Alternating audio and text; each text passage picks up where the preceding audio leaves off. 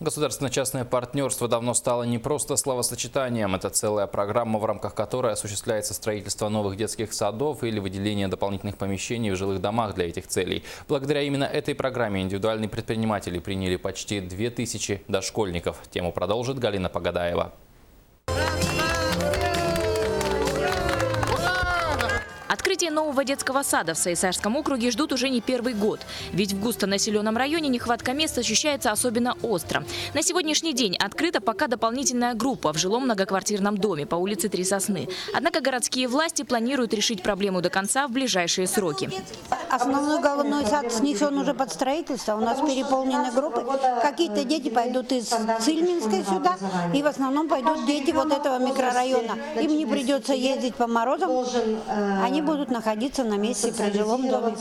Для родителей выделение новой группы особенно приятно.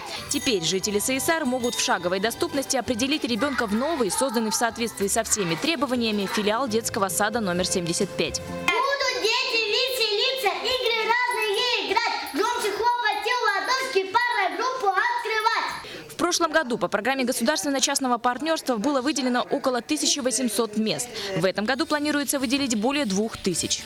Новая дополнительная группа детского сада «Ивушка» площадью около 100 квадратных метров может принять до 30 детей. Сегодня в списке 15 человек. И, как мы видим, все к их приходу уже готово.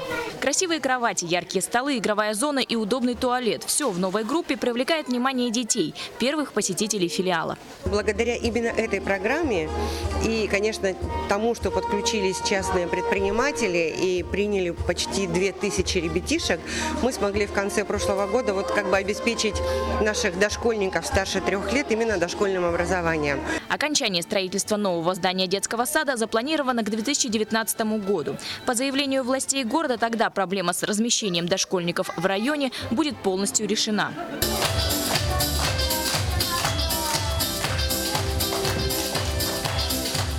Галина Погадаева, Василий Соловьев, НВК «Саха», Якутск.